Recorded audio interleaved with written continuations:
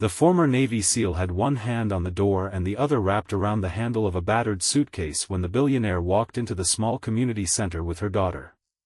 He had already decided to leave the city, leave the job, and leave behind the one place where he had begun to feel human again. Then the little girl saw him. She stopped so suddenly that her mother nearly walked into her. The child stared at him for several seconds before rushing across the room and wrapping her arms around his waist as though she had been searching for him her entire life.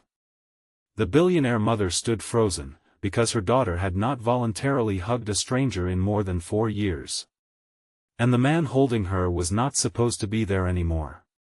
If you believe in kindness, forgiveness, hope, and second chances, please like, comment, share, and subscribe to our channel. Your support helps our family bring more emotional stories of courage, compassion, and hope to our community. His name was Everett Mercer, and at 38, he had become very good at leaving before anyone could ask him to stay. Years earlier, he had been a Navy SEAL, trained to move toward danger while everyone else moved away from it. He had survived missions that had taken friends from him, carried injuries that never completely healed, and returned home with memories that made ordinary life feel strangely difficult. He had once believed courage meant standing your ground no matter what happened. Eventually, he learned that sometimes the hardest thing was standing still long enough to let someone love you. Everett was also a single father. His 11-year-old son, Finn, was the only person who could reliably pull him back from the past. Finn was thoughtful, observant, and far more mature than Everett wanted him to be. The boy had learned early that his father sometimes went quiet when memories became too heavy. Instead of asking questions, Finn would simply sit nearby, knowing that presence could sometimes accomplish what words could not. After leaving the military, Everett had refused every opportunity to become a security consultant or trainer. He didn't want another life built around danger. He wanted something ordinary. So he took a maintenance position at a community center in a quiet Massachusetts town, where his days were spent repairing doors, mowing lawns, fixing broken sinks, and helping children carry boxes of donated supplies. It wasn't glamorous. It wasn't wealthy. But Finn had a school nearby, the apartment was affordable, and Everett could finally wake up without wondering whether someone would be waiting for him to perform some impossible task. For almost a year, life had been peaceful. Then the community center received a notice that its funding was being cut. The building was scheduled to close. Everett had spent weeks trying to help save it, but the decision seemed final. Without the center, he would lose his job, Finn would lose the after-school program he loved, and Everett would have to move again. That was why he had packed his suitcase that morning. He had accepted another maintenance job 2 states away. He was ready to leave. But before he could walk out, the front doors opened. A woman in an elegant cream-colored coat entered with a little girl holding her hand. The woman was Eleanor Voss, a billionaire philanthropist whose foundation had recently become one of the largest private donors for children's programs across the country. Her daughter was 9-year-old Clara. Clara had autism, and Eleanor had spent years learning how to understand a world that often overwhelmed her daughter. Bright lights, sudden noises, crowded spaces, unfamiliar voices, and unexpected changes could send Clara into intense distress. Eleanor had access to the best specialists money could provide, yet she had learned a painful truth: wealth could purchase support, but it could not purchase trust. Clara trusted very few people. She rarely approached strangers. She hated unexpected touch. And she almost never initiated physical affection outside her immediate family. Yet the moment she saw Everett, she let go of her mother's hand and ran. Eleanor called after her, startled. Clara crossed the room and grabbed Everett around the waist. Everett froze. He looked down at the little girl holding onto him and felt something inside his chest break open. He had never met her. Yet something about her frightened breathing reminded him of children he had once encountered during humanitarian missions overseas. He knew instinctively not to pull away, not to overwhelm her with questions, and not to force her to explain what she was feeling. He simply stood there. After several seconds, Clara's breathing slowed. Eleanor approached cautiously. She apologized repeatedly, but Everett reassured her that Clara had done nothing wrong. Then Eleanor noticed the suitcase. She asked why he was leaving. Everett explained that the center was closing and he had accepted another job. Eleanor looked around the building. She had already known about the financial problems. That was why she had come. She had arrived intending to evaluate the center before deciding whether her foundation would purchase the property and keep it open. But she hadn't expected to find a little girl running toward a man she had never met. Something about the moment made her reconsider everything. Eleanor asked Everett to stay until she could finish her evaluation. He agreed reluctantly. He did not know that his decision would change the lives of 3 families. Over the next few days, Eleanor watched Everett work. He repaired equipment without complaining. He noticed children who needed help before anyone asked. He remembered which kids became overwhelmed by noise. He helped Finn with his homework during lunch. And he treated Clara with a level of patience Eleanor had rarely seen. He never tried to force Clara into conversations. When she needed quiet, he gave her quiet. When she wanted to walk around the garden, he walked several steps behind her. When she became frustrated because a door was stuck, he didn't immediately fix it for her. Instead, he showed her how to examine the hinge and let her participate. Eleanor began to understand why Clara trusted him. Everett did not treat her daughter as broken. He treated her as capable. One afternoon, Eleanor found Everett sitting beneath a large maple tree while Clara carefully arranged small stones nearby. Finn was beside them, sketching in a notebook. The scene looked almost painfully ordinary. Eleanor realized how much she wanted ordinary. Her own life had been anything but. She had inherited wealth from her family but had built her fortune independently through investments and technology companies.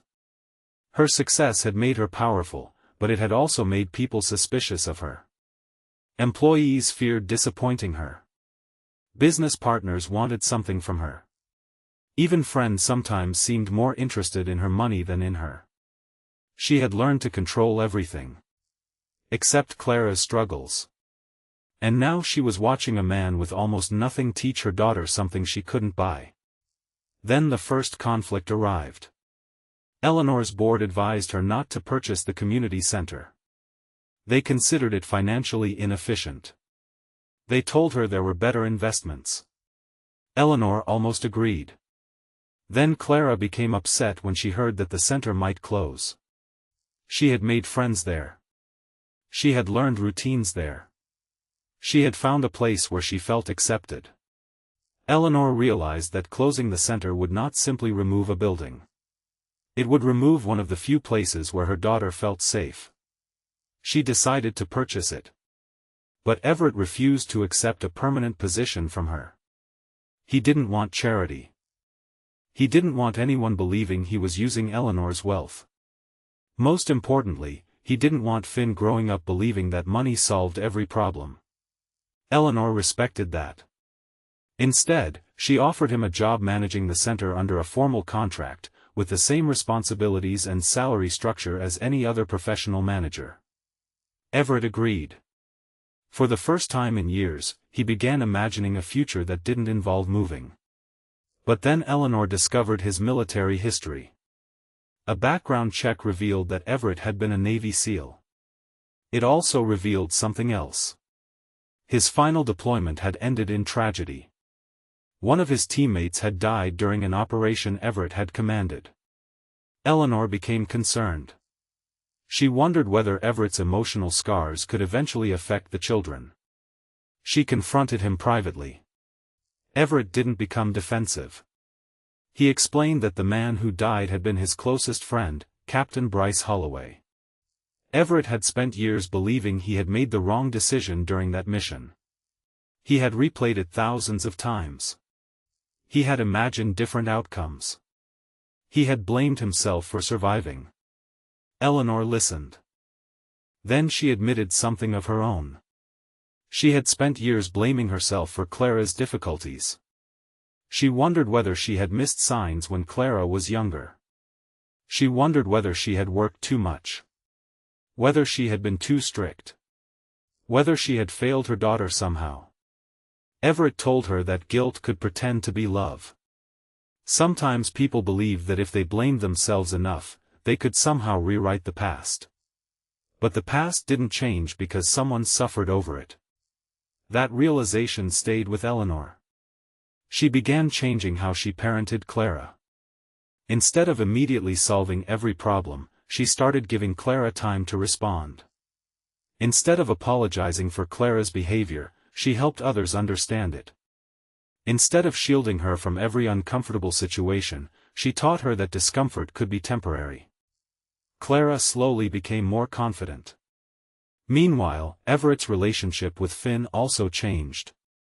Finn had always wanted his father to talk about the military. Everett had refused. But one afternoon, Finn asked why his father always seemed afraid of being happy. Everett had no easy answer. He finally admitted that after Bryce died, he began believing happiness was dangerous because everything good could disappear. Finn told him that losing someone didn't mean you had to lose everyone else too. The words hit Everett harder than any physical injury he had suffered. He realized that he had spent years protecting Finn from the possibility of loss by keeping emotional distance. He had unintentionally made his son feel alone. That afternoon, Everett apologized. Finn hugged him. And Everett allowed himself to cry. The community center eventually reopened under Eleanor's foundation. But the grand reopening wasn't what changed everything. It happened during a simple daytime children's event. Clara was participating in an art activity when a large metal display suddenly fell nearby. The crash terrified her. She covered her ears and dropped to the floor. People began rushing toward her. Eleanor immediately moved forward. But Everett gently stopped the crowd from surrounding her. He remembered what Clara needed. Space. Calm. Predictability. He sat several feet away and waited. Clara eventually looked toward him. She crawled forward. Then she stood. She walked to him. And she held his hand. Eleanor watched with tears in her eyes. Not because her daughter was suddenly cured. She wasn't. Clara was still autistic. She would still have difficult days. She would still become overwhelmed sometimes. But she was learning that difficult moments did not have to control her entire world. Everett had helped her discover that. And Clara had helped Everett discover something too. He didn't have to keep leaving. He could stay. Months later, Everett received an unexpected letter from the Navy. The organization was recognizing several former service members for their humanitarian work. They wanted him to speak at a veterans event. His first instinct was to refuse. He didn't want attention. He didn't want to remember. But Finn encouraged him to go. Eleanor encouraged him too. So Everett stood before a room filled with veterans and families and spoke about the one lesson he had learned after leaving the military. He explained that courage wasn't always running toward danger. Sometimes courage was admitting you were hurting. Sometimes it was asking for help. Sometimes it was forgiving yourself. And sometimes it was staying when every instinct told you to leave. Eleanor sat in the audience with Clara beside her. Finn sat on her other side. Everett looked at them and realized that his life had quietly become something he never thought possible. He had a home. He had a purpose. He had people waiting for him. And he no longer felt the need to disappear. Eleanor eventually became more than a business partner and friend. Their relationship grew slowly, carefully, and honestly. There were no dramatic promises. No sudden fairy tale. Just two wounded adults learning how to trust each other while raising children who had already taught them more about love than wealth ever could. Years later, the community center became a model for inclusive children's programs across the country. Eleanor funded dozens of similar centers. Everett helped design programs for veterans and families with special needs. Finn became a gifted photographer. Clara became an artist whose work was displayed in several community exhibitions. And whenever someone asked Eleanor what had inspired her to build the foundation, she always remembered the same moment. The moment she walked through those doors expecting to make a financial decision. The moment her daughter ran toward a man who was already preparing to leave. She had thought she was entering the building to save a community center. Instead, she discovered that sometimes the people who appear to need saving are actually the ones who save us. Everett had been ready to leave because he believed staying meant eventually losing something. Clara taught him that staying could also mean finding something. Eleanor had believed that money could protect her daughter from the world. Everett taught her that love was not about removing every obstacle. It was about standing beside someone while they learned to overcome them. And Finn taught his father that a person could carry grief without allowing grief to become their identity. If this story touched your heart, please like this video, leave a meaningful comment, share it with someone who needs hope today, and subscribe to our channel so you never miss another emotional journey. Before the ending, leave a meaningful comment and tell us this: have you ever reached a moment when you wanted to walk away, only to discover that staying changed your life? Because sometimes the door we are preparing to walk through is not an escape. Sometimes it is the doorway to the life we were too afraid to imagine. Everett thought he was leaving a broken chapter behind. He didn't realize he was standing at the beginning of a new one. The billionaire walked into the community center with her daughter expecting to make a financial decision. Instead, she found a man who had survived war, a father who was learning to heal, and a future she could never have purchased with all her billions. And Clara, the little girl who had once struggled to trust the world, had unknowingly taught them all the simplest truth of all. Sometimes hope doesn't arrive with an announcement. Sometimes it walks quietly through a door. Sometimes it reaches for your hand.